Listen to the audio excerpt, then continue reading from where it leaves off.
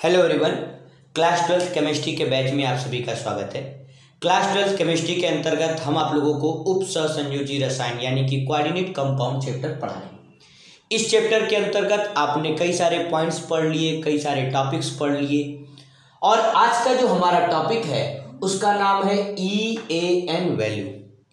EAN value का मतलब होता है इफेक्टिव एटॉमिक नंबर। हिंदी में हम लोग क्या कहते हैं? प्रभावी परमाणु संख्या। जैसे कोऑर्डिनेट कंपाउंड कोई लेते हैं, हमने एक कोऑर्डिनेट कंपाउंड लिया, जैसे CO लिया, NH3 लिया, NH3 2 पे मान लीजिए हमने लिया 2-, ठीक। यह आपका एक कोऑर्डिनेट कंपाउंड है, उपसहसंयोजी कंपाउंड है। क्यों है? क्योंकि इसमें बड़ा ब्रैकेट लगा हुआ है। पहली बात तो ये क्लियर हो गई। अब इसमें जो कोबाल्ट है, आप ऐसे जानते हैं कि कोबाल्ट की परमाणु संख्या यानी कि एटॉमिक नंबर 27 होता है, लेकिन इसकी जो परमाणु संख्या 27 होती है, क्या वही परमाणु संख्या इस यौगिक में, इस कंपाउंड में भी है क्या? यह हेडिंग इसके बारे में बताता है कि किसी CMA की उप सहसंयोजी यौगिक में जो परमाणु संख्या होती है उसे इफेक्टिव एटॉमिक नंबर कहते हैं। बात क्लियर समझ में आ रही है? किसी CMA की जो परमाणु संख्या होती है उसे हम लोग इफेक्टिव एटॉमिक नंबर कहते हैं। बात क्लियर समझ में आई? फिर से सुनिए, the total number of effective atomic numbers of any CMA in coordinate compound that is known as EAN value. क्योंकि देखिए इसकी डिफिनेशन इतनी इंपॉर्टेंट नहीं है। EAN वैल्यू निकालना आपके कंपटीशन वगैरह में अधिकतर पूछा जाता है कि EAN वैल्यू कैसे निकालते हैं, EAN वैल्यू कैसे निकाला जाता है। तो इसकी एक ट्रिक है और ट्रिक का नाम है, ध्यान दीजिए, जो ट्रिक है उसे हम लोग कहते हैं ZO2C।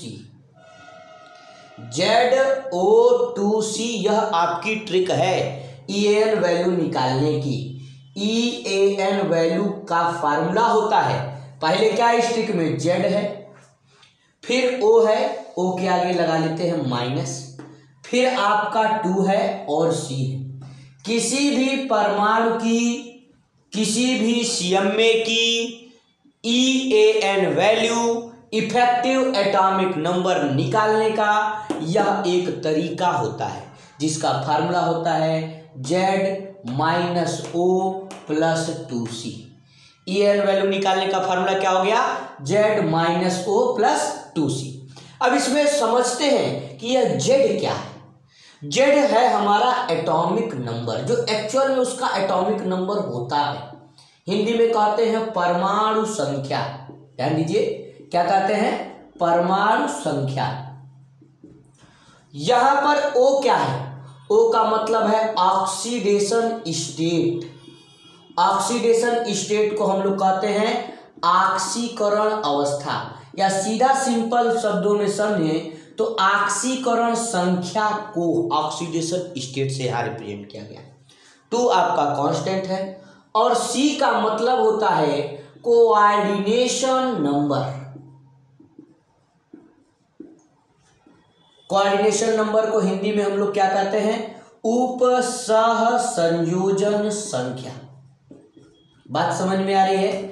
ध्यान दीजिए, हम EAN वैल्यू निकालने जा रहे हैं और EAN वैल्यू का फार्मूला होता है Z-O + 2C। क्या होता है? Z-O + 2C। कैसे निकालते हैं? हमने कहा इसको निकालने के लिए एटॉमिक नंबर ले लेते हैं। परमाणु संख्या है, यहाँ पर Z क्या रिप्रेजेंट करता है? एटॉमिक नंबर, परमाणु संख्या। अभी हम लोग एग्जाम्पल में लगा कर देखेंगे। O का मतलब है ऑक्सीडेशन स्टेट, यानी कि यहाँ पर कल हमने सिखाया था ऑक्सीकरण संख्या कैसे निकालते हैं, तो ये हमारी ऑक्सीकरण संख्या डिनोट करता है। 2 कांस्टेंट है और C जो है वह कोऑर्डिनेशन नंबर, हिंदी में कहते हैं उप सहसंयोजन संख्या दिखाता है। इसका आप लोग स्क्रीनशॉट ले लीजिए, क्योंकि इसके डायरेक्ट आपको फार्मूले यूज करने हैं। क्लियर है बात? यहां तक समझ में आया? अब ध्यान दीजिए, हम लोग इसको लगाएंगे कैसे। लगाने के लिए देखिए सवाल एक यहां पर लिखा हुआ है, CONH3 ट्वाइस ब्रैकेट में 2 माइनस लिखा हुआ है। अब इसको लगाने के लिए हम लोग करेंगे क्या, ध्यान से सुनिए। सबसे पहले हमको जेड पता होना चाहिए। जेड किसका, CMA का। CMA की परमाणु संख्या जेड यानी कि कोबाल्ट का आपको याद होगा, hydrogen, helium, lithium, beryllium, boron, carbon ऐसे पढ़ते हुए जाते हैं। और कोबाल्ट का एटॉमिक नंबर आपका होता है 27। कोबाल्ट, निकिल, कॉपर, जिंक आपने पढ़ा होगा, ठीक। इसके अलावा कोऑर्डिनेशन नंबर C भी आप देख करके ही निकाल सकते हैं। कितने NH3 लगे हैं, 2। कितने लगे हैं, 2। ध्यान से समझिए, आपको अलग अलग किताबों में अलग अलग तरीके के फार्मूले बताएगा, लेकिन यह एक फार्मूला है जो हर तरीके के लिए अप्लाई हो सकता है। तो C का मतलब कोऑर्डिनेशन नंबर, उपसह संयोजन संख्या। ये कैसे निकाली जाती है, हमने कहा जितने लिगेंड होते हैं, NH3 कितने हैं, 2 हैं, तो C की वैल्यू 2 हो गई। बात क्लियर हो गई। अच्छा, अब निकालते हैं O। अब O निकालना इतना आसान नहीं, कल भी बताए थे O कैसे निकलता है। हमने कहा था देखिए, जो कंपाउंड होता है पहले उसको ऐसे लिख लेते, और O निकालने के लिए हम करते क्या, जैसे CO की निकालनी है तो कोबाल्ट का लिखते हैं X प्लस अमोनिया के ऊपर कितना चार्ज होता है, 0, और कितने अमोनिया है, 2, और ये -2 है तो इक्वल टू में क्या लिखते हैं, ये -2 लिखते हैं। कल भी बताए थे, वही सेम चीज है। तो x 2 का उड़े में 0 इक्वल टू -2, यानी कि x बराबर कितना आया, -2, यानी कि ऑक्सीडेशन नंबर भी निकालने पर कितना आ गया, -2। ध्यान से देखिए, इस सवाल को करने के लिए हमने कहा Z होगा, C होगा, O होगा। हम लोग Z निकाल लेंगे। Z आप तब निकाल पाएंगे जब आपको एटॉमिक नंबर याद होगा। C निकाल लेंगे, C आप फार्मूला देखकर निकाल लेंगे कि जितने आपके लिगेंड होंगे। यहाँ NH3 2 है। अब NH3 में कुछ लोग गलती कर देते हैं, ये 3 गिनने लगते हैं, ऐसा नहीं करना है। NH3 का मतलब एक लिगेंड होता है, एमिन लिगेंड होता है। तो NH3 2 है तो C की वैल्यू आपकी 2 हो गई। और O का मतलब होता है ऑक्सीडेशन स्टेट, ऑक्सीकरण संख्या। ऑक्सीकरण संख्या कैसे निकालेंगे, तो हमने कहा देखिए, कोबाल्ट का x मान लेंगे, और जिसका नहीं पता है 0 × 2 कर लीजिएगा, equal to -2, x plus 0 equal to -2, x की वैल्यू कितनी आ गई, -2 आ गई। तो इस तरीके से हम लोग क्या निकालेंगे, यह आपके तीनों वैल्यूज निकाल लिए। निकालने के बाद फार्मूला यही होता है, z बराबर 27 माइनस O का वैल्यू -2 आया हुआ है, प्लस 2, C का वैल्यू आपका 2 आया हुआ है।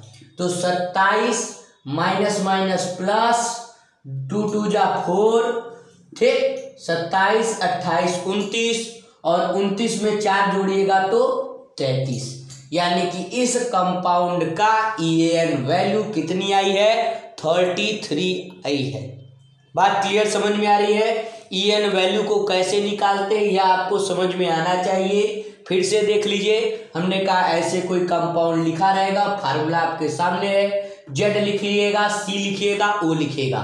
Z मतलब परमाणु संख्या। कैसे निकालते हैं परमाणु संख्या, ये तो आपको बचपन से याद होगी, नहीं याद है तो आप नहीं लगा पाएंगे। C का मतलब होता है कोऑर्डिनेशन नंबर। कोऑर्डिनेशन का नंबर मतलब जितने लिगेंड हो, जैसे कि यहाँ पर ये कंपाउंड अगर हम लोग एग्जाम्पल में लें तो यहाँ पे देखिए NH3 2 है, Cl 4 है, तो टोटल लिगेंड कितने हो गए, 4 और 2 6। तो यह आपके लिगेंड होंगे। तो इस तरीके से हम लोग EAN मान को निकाल सकते हैं। तो आज के लिए इतना ही, कल हम लोग इसके आगे के कॉन्सेप्ट की बात करेंगे।